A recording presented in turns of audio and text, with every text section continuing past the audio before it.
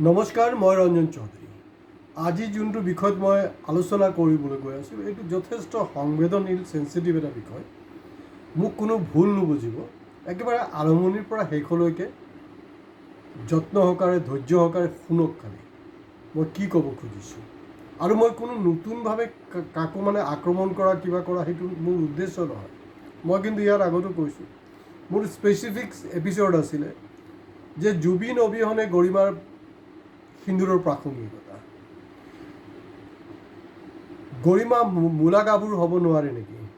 আছে এইবিলাক। মই কৈছোঁ, একমাত্ৰ অসমত চাগে ময়ে কৈছোঁ এইবিলাক কথা, কোনো নকয়। কোনোবাই গালি পাৰিছে কি, সেইটো মোৰ কাৰণে কোনো প্ৰব্লেম নহয়, কাৰণ মই জুবিন গাৰ্গৰ নিচিনা বিন্দাছ জীয়াই থাকিব বিচাৰিছোঁ, বিন্দাছ কথা পাতিব বিচাৰিছোঁ। আৰু 19 ছেপ্টেম্বৰৰ পৰা মই কৈও আছোঁ, মোক কোনো ৰখাব নোৱাৰে। কথাটো হ'লগৈ এনেকুৱা যে অৰ্ধাংগিনী যেতিয়া বিবাহ হয় নহয়, অৰ্ধাংগিনী মানে অৰ্ধেক দায়িত্ব কিন্তু দুইজনৰ প্ৰতি আহি যায়। তাৰমানে জুবিনৰ 50% আপোনাৰ দায়িত্ব আৰু গৰিমাৰ 50% দায়িত্ব জুবিনৰ। এইটো কিন্তু এটাৰ লগত এটা কোৰিলেটেড, মানে আমাৰ এই যে বিবাহ, এই যে বন্ধন, এই যে গোটেই জীৱন একেলগতে কটাৰ যি প্ৰতিশ্ৰুতি আমি যে বহু ফৰ্মেলি, তাৰ উদ্দেশ্যটো সেইটো, বেলেগ একো নহয়। কেতিয়াবা চাব আপোনাৰ লাভ মেৰেজ নহয়, কিন্তু বহুতৰে লাভ মেৰেজ নহয়, কিন্তু এই যে গোটেই যে প্ৰক্ৰিয়া, বিবাহৰ যে প্ৰক্ৰিয়াটো আছে নহয়, এই প্ৰক্ৰিয়াৰ যোগেদি আশীৰ্বাদ, ছোৱালী চোৱা, ল'ৰা চোৱা, গোটেই প্ৰক্ৰিয়াৰ মাজেদি কি হয়, অট'মেটিকেলি এটা ভাল পোৱা সৃষ্টি হৈ যায়। অট'মেটিক কিছু দুৰ্ঘটনা হয়, নোহোৱা নহয়, তেনেকুৱাকৈ।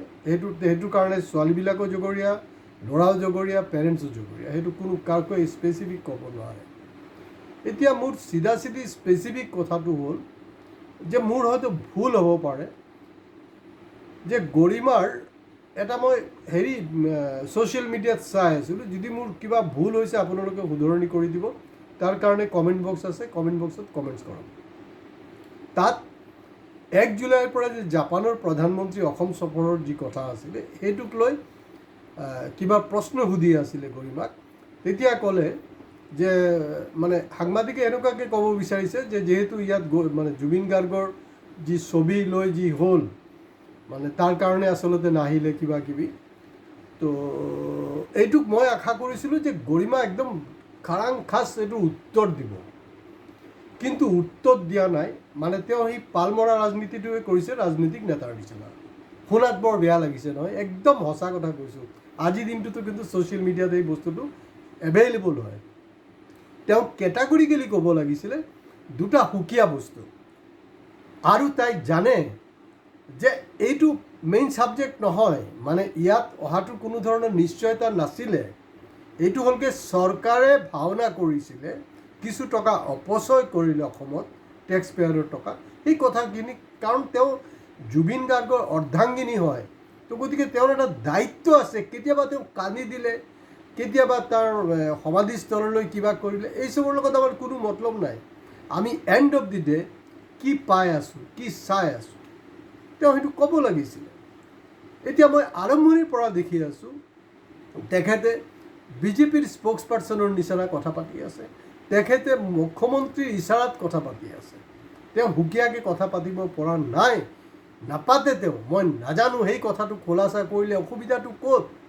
লাখ লাখ জুবিন অনুৰাগী আছে, গৰিমাৰ সুৰক্ষা দিব নহয়, জেট ছিকিউৰিটি নালাগে, অনুৰাগীসকলে দিব। খালি এবাৰ কওক আপোনাৰ অসুবিধাটো ক'ত।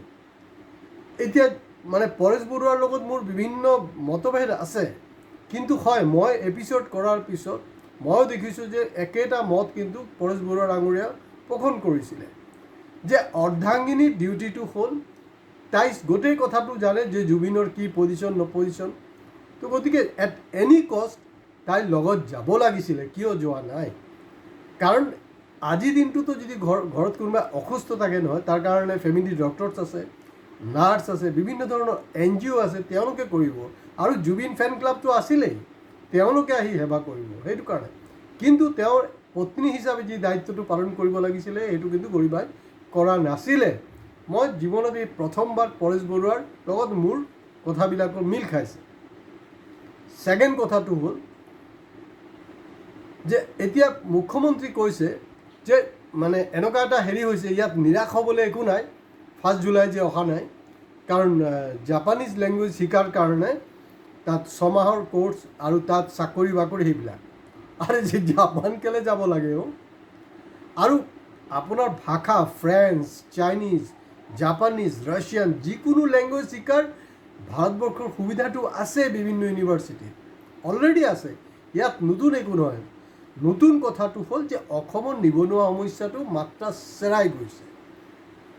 জাপান কেলৈ যাব লাগে? সংস্থাপন দিব পৰা নাই অসমীয়াক হিমন্ত বিশ্ব শৰ্মা ডাঙৰীয়া। ইয়াৰ পৰা আমাৰ চুবুৰীয়া ৰাজ্য অৰুণাচল, মেঘালয়, নাগালেণ্ডত গৈ অসমৰ শ্ৰমিক কৰ্মচাৰীয়ে মৃত্যুবৰণ কৰিব লগা হৈছে। আচল কথাটো সেইটো, জাপান দি মই কিনো কৰিম, কামনো কি? আৰু এই যে তেওঁ যে বিৰাট এক ৰচনা লিখিছে পেপাৰবিলাকত, সেইবিলাক বেমতলব বস্তু, সেইবিলাক কোনো মিনিঙে নাইকিয়া সেইবিলাকত, যি খুচি তাকে লিখি আছে, টোটাল মানে বস্তুটোক জাষ্টিফাইড কৰাৰ কাৰণে। প্ৰথম প্ৰশ্ন হ'ল হিমন্ত বিশ্ব শৰ্মা ডাঙৰীয়া, গৰিমাকটো মই কৈছোঁৱেই যে আপুনি টেক্স পেয়াৰৰ টকাখিনি কিয় ফাল্টু জানি শুনি খৰচা কৰিলে? আৰু এই টেক্স পেয়াৰৰ টকা এইটো আপোনাৰ ব্যক্তিগত ইনিচিয়েটিভত কিন্তু কাৰবাৰটো হৈছিলে, গতিকে আপোনালোকৰ সম্পত্তিৰ পৰা টকা ভঙাই এইটোক আমাৰ যি ৰাজহুৱা ভঁৰাল আছে তাত যি ক্ষতিটো হ'ল তাত এইটো আপুনি পূৰণ কৰক। সেইবিলাকতো আপুনি কৰাৰ কথা নহয়। মই কেতিয়াবাই এপিছ'ড কৰিছিলোঁ যে জুবিন ন্যায় নাপায়, জনজাতিকৰণো নহয়, আৰু ঠিক মই কোৱা মতে কিন্তু কামবিলাক হৈ আছে। এই বস্তুবিলাক কিন্তু একদম চকুত লাগিব লগা। এতিয়া যেতিয়া মাৰ্শ্বেলে যেতিয়া হেৰি কৰিলে, আপোনাৰ আৰ্টখন কৰিলে, আৰ্ট কৰাৰ পিছত যে তাৰ ওপৰত যিবিলাক কেছ আনি দিলে নহয়, নাই গছ কটাৰ কাৰণে কেছ আনিছে, অমুক তমুক কিবা কিবি, আৰু সেইটো সময়ততো কমচে কম আকৌ যে নতুনকৈ জুবিনক প্ৰাণ দিছিলে, জুবিনৰ বিষয়টো যে আকৌ চৰ্চাৰ মজিয়াবলৈ আনিবলৈ পাৰিছিলে। কাৰণ এই যে গোটেই ঘটনাটো যে হৈছিলে তাৰ কাৰণেতো মাৰ্শ্বেল জগৰীয়া নহয়, তাৰ কাৰণে জুবিন অনুৰাগী জগৰীয়া নহয়, এইটো কাৰণে একমাত্ৰ হ'ল কি হিমন্ত বিশ্ব শৰ্মা ডাঙৰীয়া জগৰীয়া। কেলে হেৰি হোৱা নাই?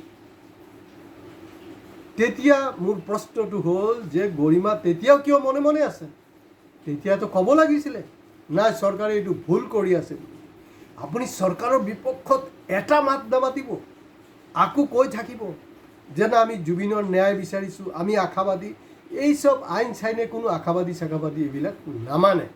এতিয়া নেৰেটিভছটো কি চলিব জানেনে? এই যে ৰাম মন্দিৰত চুৰি হ'ল নহয়, ৰাম মন্দিৰৰ চুৰিৰ নিচিনা, তাৰমানে কথাটো এনেকুৱাই হ'ব, আৰু এইটো ইষ্টাব্লিছ হৈছেই, অলৰেডি ইষ্টাব্লিছ হৈছে, আৰু জুবিনৰ ক্ষেত্ৰতো হ'ব। তাত কোৱা হৈছে যিসকলে সোণ দান কৰিছে ৰাম মন্দিৰত তেওঁলোক হিন্দু, যাৰ ঘৰত গুচি গ'ল ৰামজীৰ দুৱাত সেইটোও হিন্দু, ইয়াত তহঁতৰ কি প্ৰব্লেম আছে? তেনেকুৱা এটা নেৰেটিভছ কিন্তু চলি গ'ল, অলৰেডি ইষ্টাব্লিছ। ঠিক তেনেকৈ জুবিন গাৰ্গৰ মৃত্যুত কোনো অপৰাধী কিন্তু মুছলমান নাছিলে। মুছলমান হোৱা হ'লেতো এইটো 2029লৈকে কিন্তু সেইটো টানিলে হয়। গোটেইকেইটা হিন্দু, গোটেইকেইটা উচ্চ বৰ্ণৰ হিন্দু, আৰু মুখ্যমন্ত্ৰীৰ সৰহভাগে ঘনিষ্ঠ মানুহ, ঘনিষ্ঠ। তো দুদিন পিছত তেনেকৈ কোৱা হ'ব, আৰে জুবিনক মাৰিছে হিন্দুৱে, জুবিন হিন্দু, তো কিডাল হ'ল? তহঁতি ইমান চিঞৰ বাকৰ কেলে কৰি আছ, জাষ্টিছ ফৰ জুবিন কেলে কৈ আছে? তো সেই বস্তুটো কিন্তু দুদিনমান পিছত আকৌ ইষ্টাব্লিছড হ'বলৈ গৈ আছে। আৰু গৰিমাৰ ভূমিকা মই আৰম্ভণিৰ পৰা মানে ভাল পোৱা নাই, আৰু তাই তেনেকুৱাই এইটো অলৰেডি ইষ্টাব্লিছড হ'ল, তেওঁ চৰকাৰৰ পৃষ্ঠপোষকতাত চলি আছে। আজি ইয়াতে শেষ কৰিছোঁ। আপোনালোকে ভিডিঅ' শ্বেয়াৰ, লাইক, কমেণ্টছৰ লগত প্লিজ ছাবস্ক্ৰাইব কৰিব।